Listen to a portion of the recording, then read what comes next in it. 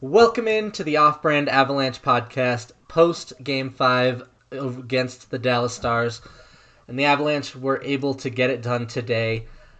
Not only do they get the win, they get it in convincing fashion, and they survive to fight on in Game 6. So lots of players played well. There were a couple times that the Avs weren't playing well, but it was kind of... There's not much to criticize in this game, really. So really proud of how the boys came out. What did you guys think? Yeah, Billy, like you were saying in the last podcast, it'd be very nice to at least see the Avalanche push it to a game 6 and show a little bit of fight in this series, and that's exactly what they did. I thought they came out extremely strong, as strong as we have seen them come out in this entire series, really. Like, I think the shots at the end of the first period were 18-4, so the narrative was completely flipped around from last game. Like the Avs didn't have a shot on goal in 18 minutes in game 3 or game 4, and in game 5 that narrative is completely switched around and the Avs controlled. Yep, and we had more goals than they had shots in the first period, which was the same exact narrative as last game, except flipped around a little bit. So, yeah, you have to love that the effort that the Avs showed tonight. Literally, just all the boys were just clicking on all cylinders. And honestly, if we can keep it up a little bit and show a little bit of fight in this, Billy, you were saying it's like game 6. If we can win that, then it pushes it to a game 7. Game 7's an entirely different game. So. Yeah, the main difference between this game and clearly the last game where we played awful is we played our game this time. And you could see, near the end of the game that was really starting to get under the Star skin with a couple players getting ejected. And all the penalty minutes were racked up. That's probably a pretty interesting storyline in this game. Lots of penalties. So, but overall, the boys played good. Got contributions from all over the lineup, which you love to see. So, yeah, there was sometimes, like you said, Billy, they didn't play absolutely amazing, but you can't really hate when they score 6 goals. So. When you score 6 goals, you get a little bit of leeway on pretty much anything else you do. So, well, I mean, we scored 5 goals in the first period, which is 1 goal shy of the NHL record for the most amount of goals scored in the first period in NHL playoff history. So that first period, about as good as there is absolutely nothing that you can complain about. Now. So that is perfect. That especially a rebound from the Avs' performance in the first period in game 4. Come out like this in game 5, score 5 freaking goals, and push. Like literally, they made Ben Bishop, who has been one of the more consistent starters in the NHL over the last 3 years. They push him out of the game very freaking early, and you have to love what you saw in the first period. Yeah, you do. And really, the first period was essentially as close to a perfect period as it comes. After that, the Avs did make some mistakes. The thing is, they made mistakes playing contain hockey, and when you're playing contain hockey with a 5-0 lead for 2 full periods, you're going to make some mistakes. Eventually, they're going to get a couple of goals, and the Stars did do that. So, I mean, I really can't think of a single moment in this game where I saw an Avs player do something that I was just like, what are you doing out there? It was great. Looks like Landy's playing around with some chords or something. That's all right, though. But really, the big thing is yesterday the Avs were dead in the water. The series was over, and today the series isn't over because we're 1 game away from forcing a Game 7. And a Game 7 is it's a anything toss, can happen. Yep. And a Game 7, especially in the NHL, is absolutely just no man's zone right there. So this is absolutely. This is definitely the type of performance the Avs needed. Like, I'm glad we didn't just eke by in a 3-2 win. I'm glad we actually took it to them and played our game and really established, Avalanche hockey for really the first time in the series. Yeah. And that's really big time going into game 6 here. If we can continue that, then I think it's very likely we take this to 7. Yeah, if we can ride that momentum. Especially with Hutchinson. I don't think we're leaving Hutchinson. Hutch. Yeah. Wow. Are we leaving Hutch in? So let's Do you see think what we're leaving Hutch in? the if Frankie's status hurt. is on Frankie, because he was unfit to play, and with an unfit to play in this situation, you never know. Does that mean he bruised his toe and the Avs said you sucked last night, we're just going to play Frankie, or is he legitimately unfit to play, and we might be looking at having Hutch in net for the rest of the series, maybe longer? So if Frankie is healthy, I think you play him. I mean, Hutchinson was I think okay so too, today, but I man. don't think he was No, he great. was not He wasn't. terrific. The Avalanche, Yeah. the skaters were terrific. Yeah. If we had, I mean, like a good Frankie in net or like Grubauer in net, this was a 6-1 game, Yeah, in my exactly. opinion. So I don't think there's any consideration to putting Hutch back in unless you absolutely have to. But it was massive that they were able to get the win with Hutch in net, because I mean, Marshall, we were texting before the game started, and when the Avalanche announced their lineup, you said, "I'm gonna watch the Rockies game," and I said, I mean, I was come like, on. which is perfectly reasonable, and I was Especially like, with okay, Ben so this Bishop series coming is back, dead. man. We both had major doubts. I think all of us had major doubts as soon as that happened. When they got Ben Bishop back and we had Hutch in, it was like, part of me thought the series was over, and I think part of a lot of us thought it was over. And despite that, we survived. Hutchinson played well enough. Ben Bishop was just awful, and the Av skaters were Yeah. incredible. So Yep. they That's got the to ride narrative that right there. momentum. Yeah, they got to ride the momentum. And one guy in particular who really got hot tonight was Andrei Burakovsky with the 2 goals and an assist. You gotta love it. If you can get him, uh, going into these playoffs, we talked some X factors, and one of them was Andrei Burakovsky, because while Nazem Kadri has been the biggest name to come into the organization this year, Burakovsky is that guy that you look at when you start to think of how did the Avalanche add secondary scoring. The first guy that comes to my mind is Andrei Burakovsky, and he was a little bit quiet early in the series. And today he put up 2 goals and an assist. And if he can just ride that momentum, if he can score 1 goal next game or get a goal here and there in a lot of these next few games, the Avs could be hot, and they could have what it takes to really get this series back to even. Absolutely. Yeah, Billy. I thought Andrei Burakovsky, not only because of his 2 goals, he played a really great game, but he was just confident with the puck. He was skating the ice, actually driving some play, which we haven't seen Burakovsky do really, in my opinion, since the start of the bubble. He wasn't like particularly awesome in the Arizona series and even in the round robins. Tonight is the best game I've seen Andrei Burakovsky play in a long time, really since the end of the regular season. And honestly, it's like if you can start getting those contributions from like Burakovsky and some of the bottom forwards on our team, then this is entirely a different series. I mean, we saw Nichushkin do it in last game, um, but then it's just like one person after another. It's like if we can start getting multiple people in the bottom six to start clicking all together, then this is an entirely different Exactly. Avalanche team, and that was the reason that we were so dominant in the regular season. Yeah, and you're perfectly right there, because it doesn't have to be Burakovsky every night, One night Burakovsky puts up 2 goals, last night Nichushkin put up 2 goals. Maybe we get a night out of Donskoy, maybe we get a night out of Jost, maybe we get a night out of Comfort. So maybe we get a couple nights out of Kadri here and there. Even Kadri put up another goal today and was incredible in the Arizona series. So a few of those guys, get some of them clicking. Get any one of them has a great night, and the Avs can be in great shape. And we've gotten a little bit better on that in the past game here. And really, Nichushkin, you like his 2 goal game last night. The problem is just you didn't like anything else out of the Avs that night, so Yeah, it didn't mean yeah, much.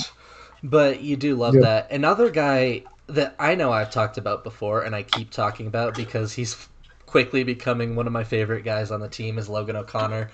Got the assist on the first goal, and it was a great pass, a great rush. And I feel like he really helped spark something there. The Avalanche came out hot, and they were coming out hot no matter what. But sometimes when you come out hot and you can't get that first one, it's hard to stay hot. But Logan O'Connor getting the puck to Belmar, who finished the job, that was, I feel like that was kind of the nail in the coffin, the way the Avs were playing. What you knew once they got that immediate one, and the way they had been riding already, they already looked pretty hot. You knew this is the Avs doing their thing right here. Yep. Really, right from when he got into the lineup too. Like he's been absolutely amazing for the Avs. Yes. I wouldn't say a surprise, but it's great to see that intensity coming out of O'Connor, and for him to get on the scoreboard is just that next level that we need, especially right now in the series. When you're getting production out of your energy guys, yeah, that's not much more you can ask for. And there's not really like a specific player that can like replace the amount of intensity and energy that Matt Calvert brings. Exactly. But if you have some sort of like replacement in the Avs lineup, LOC is as close as it can become, because every single time that kid touches the fucking ice, he is doing all he can to help win a hockey game.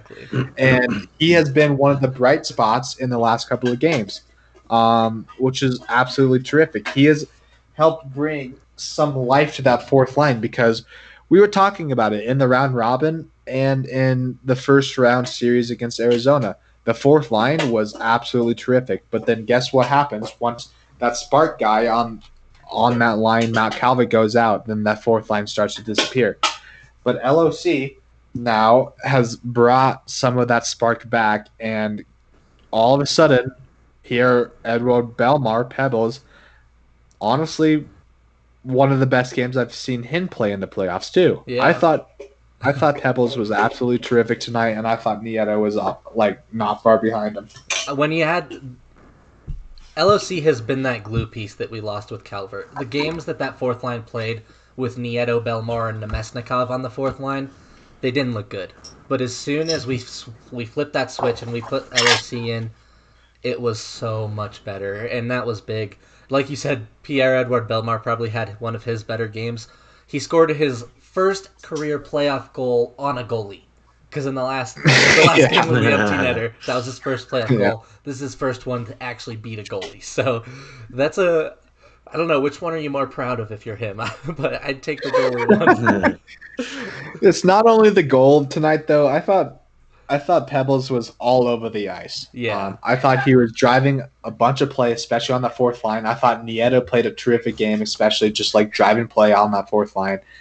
And really, Billy, it's like Logan O'Connor has been extremely impressive to me. And honestly, like a long-term kind of projection for LOC, I think it's perfectly fair to say that he compares like really nicely to Matt Calvert. Yeah, I mean, I think he won't have quite as much offense unless he steps something up as Matt Calvert does, which is not a ton of offense. But that is, LOC probably is the 13th forward next year. That seems like the most likely scenario.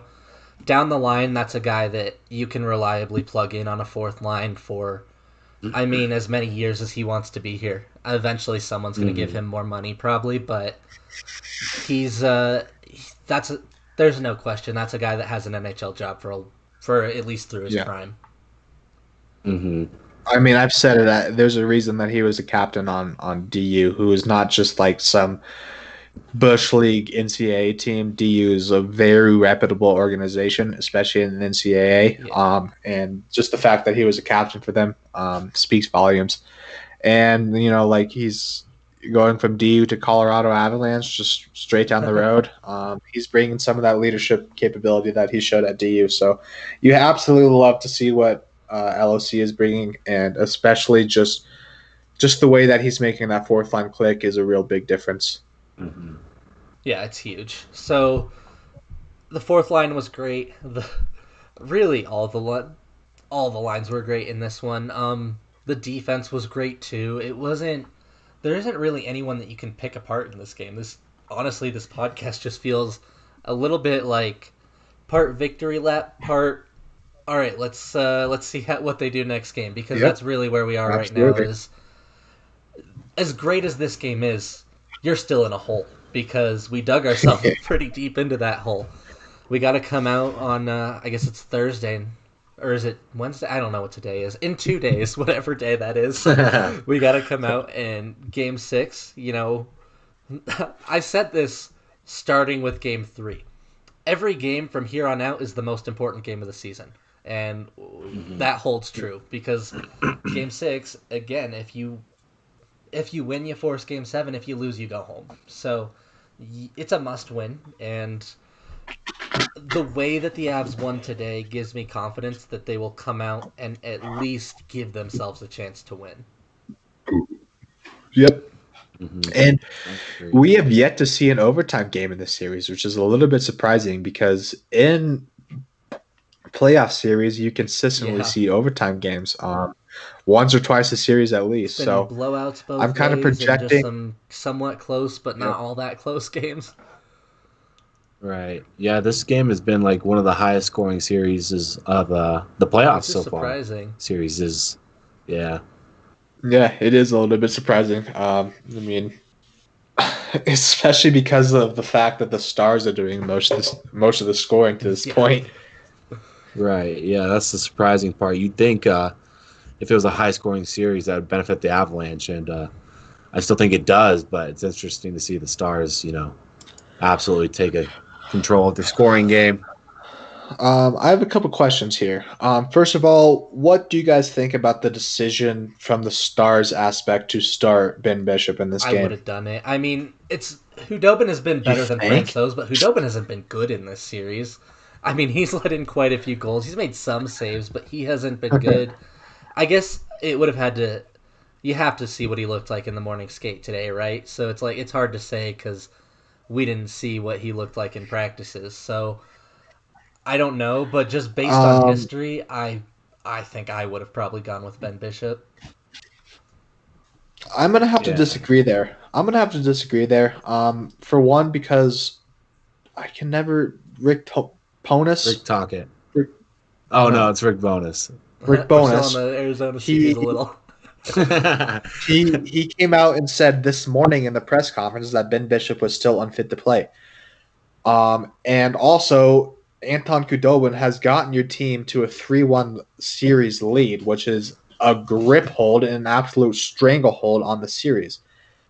And if you need one more win, you're going to trust the goaltender who has actually played all of the games of this series rather than a dude that's coming in for the first time since August 13th. But are you when he hasn't played that well? Like, has Hudobin gotten them to the series lead, or has the Avs beating themselves gotten them to the series lead? Because Hudobin has let in 6 goals in a game. Yeah. He's let in... I mean, I can't think... There has not been a game in the series that they won because of Hudobin. No, I agree, Billy. But at the same time, he has been outperforming the Avalanche goaltending by a wide freaking margin. Bar. And it's not a high bar at all. But there's a reason that the Stars are at a 3-1 series lead. And the fact that, like, you're throwing in, albeit a very reputable goaltender who has been one of the more consistent goaltenders in recent years, Ben Bishop, he hasn't played in weeks. And the fact that they came out this morning in the press conference and said that he was still unfit to play, what changed in the 6 hours from that time that you feel like, oh, I'm going to be starting this goaltender, even though 6 hours ago I said that he was unfit to play. And I feel like he's going to give us the best option to actually take the series. I think that's a very unwise decision. And you saw what happened. I think Khudobin outplayed Bishop in the time that he had. I think that's like not even a hot take at all. I think that Khudobin was the better goaltender tonight out of the two guards. Yeah. And so it's like if you started Khudobin tonight, it would have been a way more competitive game, and the Stars would have had a way better chance to end up taking the series in 5. Look, I mean, definitely. Like, in retrospect, you're definitely right. I'm just saying, if I'm being honest with myself, if I was in the same position, I would have made the same decision. So it looks like it would have been the wrong decision, but I would not have, though. I mean, you gotta trust a goaltender that has got your team into a 3-1 series lead at some point. Whether or not that carries over into the next series, depending on how much time you guys have off, that's a totally different story. But the fact is that earlier in the morning, 6 hours ago, the Stars were still saying that Ben Bishop was unfit to play. I do not know what happened in those 6 hours, whether he got some sort of like super nuclear formula that made him like ready to freaking go, that they're like, oh yeah, Ben Bishop, we're throwing you in tonight. Okay. Well, while I agree with you, Marshall, he probably should not have started tonight's game. I bet you what happened is Ben Bishop was feeling good. And he goes up to coach. He goes, Coach, put me in. I'm feeling great. And at that point, you got to listen to your players, you know. Like if he says he's feeling good, he's at 100%, maybe you have to give him the go, like Billy says. But you're right. I probably wouldn't. I would not have put him in. Yeah, but either. this is still also the NHL. This is not like ACHA D2 or something. Oh, no, that like, shit happens. Oh, wait. Yeah, it definitely happens. And you got to trust your goaltender that has been absolutely rock solid for a long time. I agree with that. On the team. And if he says he's ready to play, I think you trust him. But I do have a question for you guys based on this. So I know a lot of your concern seems to be like the quick turnaround, Marshall. Given that now they have 2 days off, who are you starting in the next game? Ben Bishop or Anton Hudobin? For the Avs' sakes, hopefully Ben Bishop, because he played like fucking ass tonight. That's a tough call to me because he played so bad that because Ben Bishop. There's not. I don't think there's much debate about like this isn't really a tandem. Ben Bishop is the starter, but the way he played tonight, it's like there is a legitimate question about do you consider starting Hudobin, who, like you said, whether he's played well or not, has won 3 games so far. So I don't know what I would do. I think I'd probably end up still starting Ben Bishop if he's good to go, but that is a tough call that the Stars are going to have to make there. We'll see. Let's go ahead, Zach. Definitely a tough call. If he's ready to go, I don't think he's not hurt anymore. Like you said, Billy, if he's ready to go, I think you got to give Ben Bishop the start. Well, that's why I kind of prefaced my statement with saying that I hope it's Ben Bishop for the Avs' sakes. Right.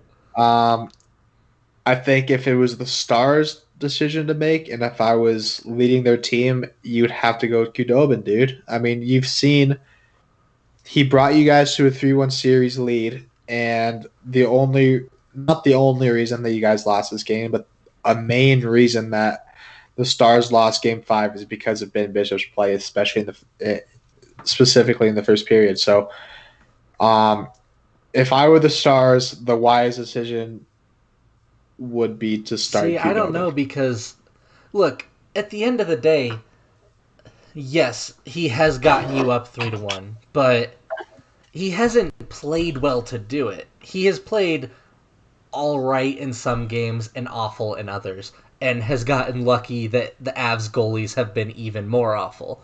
So I don't, especially when you've got a guy like Ben Bishop, every goalie's going to have a bad game. Every goalie gets pulled. You saw Semyon Varlamov get pulled on the Islanders. You've seen Carter Hart got pulled. Carter Hart. You saw Elvis Merzlikins put up a 5-period shutout streak and then got pulled. So even goalies at their best are going to go through rough stretches. And when you have a guy as reputable, as experienced, and like I said, the biggest factor for the Stars having gotten this far, at least in the regular season, he was the best player on the team. So I think that you roll with the guy who's the face of your franchise. So I'm starting Ben Bishop, but I mean, it is a tough call because he did play that bad tonight and has been hurt for so long that you don't know. Even if he says he's healthy, how healthy is he? Is there something? Is he got a head case? Is it one of those, I don't want to get hurt again? Because it is one of those sports psychology moments that you aren't entirely sure about either. So there's a lot of factors going into it, but at the end of the day, I'm starting Ben Bishop. Absolutely. I would think that could be an option. But if I'm looking at the Avalanche brass right now, I'm hoping that they start Ben Bishop. I might be just too. Because I feel like he has that possibility there that he just craters again. So maybe. Yeah. One more question I have for you guys. What did you guys think about Connor Timmins' game? He got a penalty, so he shouldn't have done that. But other than that, he wasn't exactly. Oh, I missed the second one, I guess. He wasn't exactly noticeable other than the penalties. He didn't get a ton of ice time, so I don't want to draw too many conclusions, but he didn't steal anyone's job by any means, and Nope. I'm not gonna write him too hard for the penalties. The one I saw was the high stick, and that happens to everyone. So really, it was Yeah. just I don't really change where I stand on Connor Timmins after this game. I would have loved to have seen him explode and do something crazy, but I'm not too upset that he didn't. Yeah, I agree. Yeah. Um, if I had to point fingers on the entire Avalanche roster on who played the worst game, I would say it's easily Connor Timmins. Yeah, that's fair. Um, and so that's not necessarily something that you'd love to see, being that he's like a very highly touted prospect, taking two really bad penalties, and honestly, the how I don't know the amount of ice time that it had tonight. It had to be like 9 minutes, 8 minutes, or something like that. I didn't look at the actual box score, but in the amount of time that he played, taking two penalties, that's not something that you need. And honestly, the amount of the times that I saw him controlling the puck, he didn't look necessarily super comfortable. So I did not Right. love Connor Timmins' game tonight, but at the same time, this is his first NHL game in what, Yeah. 9 months, so It's you probably a can't be little too bit And he hard on him. was the nerves. worst player Yeah, on the Avs absolutely. tonight, but the worst player on the Avs on a night where top to bottom they played very, very well across the board. Yeah, So it's not absolutely. like he was That's what just I'm saying. awful. I'll ask you guys this. If that spot's still open come next game, did he play well enough to keep it, or do you consider trying out the other prospect and rolling out some Bo Byram for a minute? I think you have to consider it. I want it. I I'm don't sorry. think I Wow. the think you Avs I have don't to do. know, I man. consider don't it. think that the Avs do, but I No. would. As Oof. the fan, I absolutely would. I want to see some Bo Byram, Yeah. but I no, think you have I to don't consider think the it. Avs I think will. it's a lot. I think it's a lot closer than the last time we had this conversation about the two. Yeah, I would agree because I think last time I was pretty much on the side of there's not a chance in hell Bowen Byram plays, and now I think like the Avs will probably have that discussion. They'll be like, oh, so do we roll out Timmins again, or do we give Byram a shot? And they'll talk it over, but they'll come around to playing Connor Timmins again if that's if unless someone else gets back healthy. Well, do we roll back out Connaughton? Probably, but I don't want to. Yeah, Yeah. I don't either. But I think like the main argument is probably between Timmins and I don't Connaughton. know. I think once you pull out Connaughton and say we want to give some skate to the prospects, you might. I don't. I'm unsure. Because it wasn't like Connaughton played so bad that they probably just pulled him because he was awful. It wasn't that kind of scenario. But putting in Timmins Yeah, to that's me fair. suggests that they don't want to be playing Connaughton. So Yeah, I don't know. they need a I think little bit of they'll spark. play prospect. I'm not sure of that. Like, there's a very good chance that they do play Connaughton, but I kind of lean towards them rolling out a prospect in the next game. Yeah, I would agree with that. I would definitely agree with that. And kind of, I mean, honestly, like, how can you go wrong with, Connaughton, the two games that he got, 2 games, 3 games, I don't remember. 3 Um, games. the Avs kind of played a little bit abysmal, Yeah. especially, and then all of a sudden you roll out one of your high prospects and the Avs won 6-3. So it's like, how do you kind of like stop that train from, like rolling? So, Hmm. Yeah, you gotta wonder. Yeah. There were, I mean, on the surface, did you guys think a little bit of this lineup looked like the Avs? I don't want to say throwing in the towel, but just at first not knowing whether or not Hutchinson was hurt or whether Frankie was hurt and rolling out Hutchinson anyway and deciding of all the games this is the one we're going to start the prospect on defense.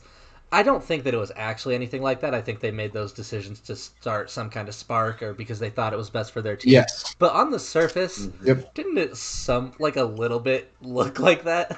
Yeah. Well, at the beginning of the game, Billy, I told you, I was like, dude, might as well pack our bags right now. But this is something we've been talking about, dude.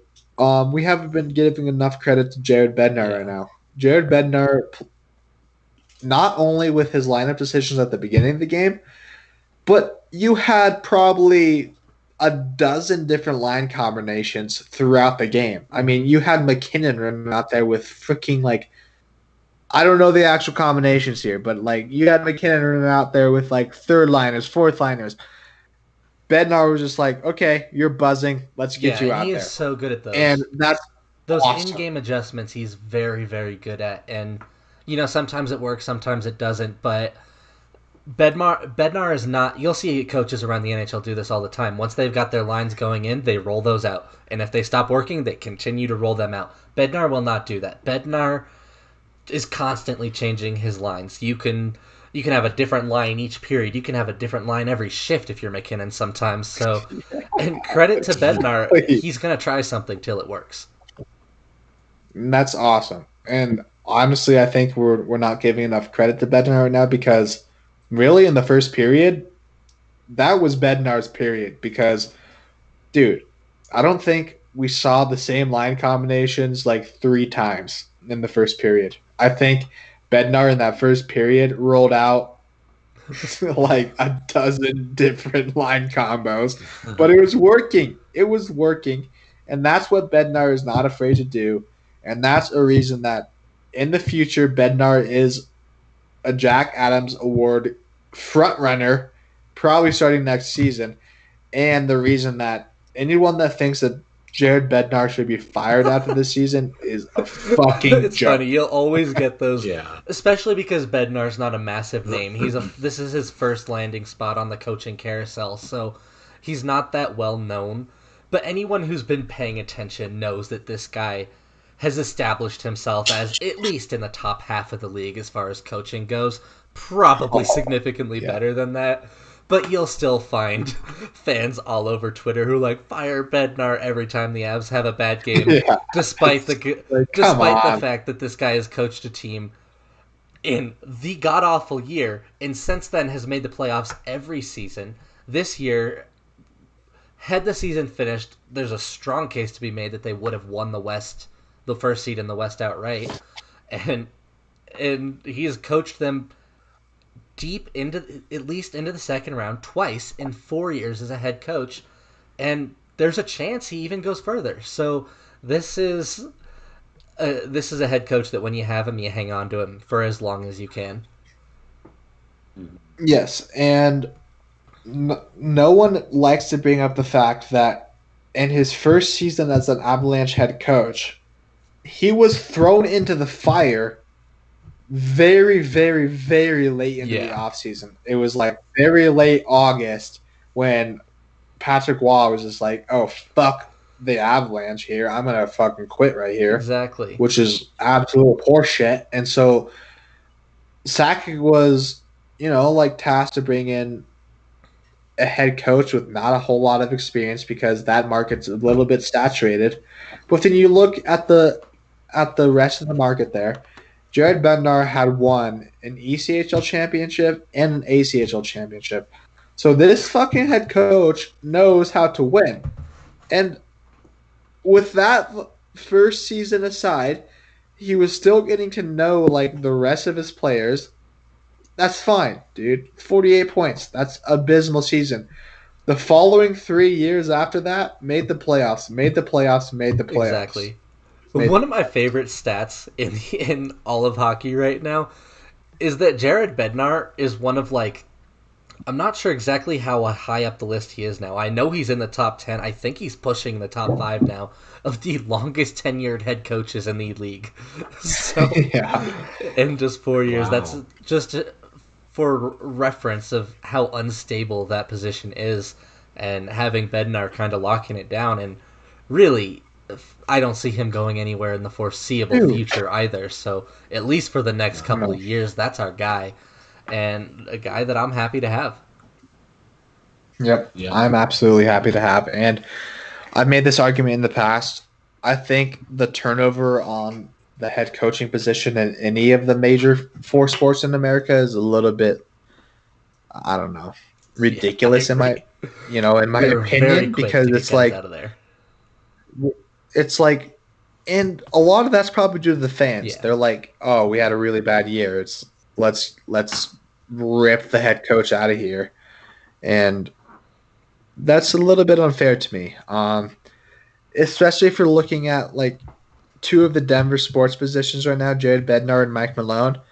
They are honestly, these two teams are in very similar positions. But if we're looking at the head coaching position, they're in very similar positions because Mike Malone has seen this team or the Nuggets like go from missing the playoffs by one game to legitimately pushing for like a Western Conference Finals position 2 years in a row. I mean, I guess the Nuggets are in the first round still, but still. And Jared Bednar's in a very similar situation. Yeah. Not a lot is to be said about like the relationships between a head coach and the players. And I'm glad you bring up the similarities between the Avs and the Nuggets because do you think the Avs get any little bit of inspiration from what the Nuggets have done, forcing a Game 7? Because they were also down 3-1 in their first round series, and we all wrote them off as well. It's even harder in the NBA to come back from down 3-1. Yes, it but is. The Nuggets just forced a Game 7. They're the favorites to win that Game 7. The way Jamal Murray is playing, I'm picking them to win Game 7. Do the Avalanche take inspiration from that in just even more realize that, hey, this isn't going to be easy, but it's doable. We're one step of the way there. We just watched our brothers in the NBA do the same thing to force Game 7. Can we do it too? That wouldn't surprise me if they feel some sort of like camaraderie there. Just because they play in the same building most of the time. I'm sure they run into each other a lot and they know each other and they talk.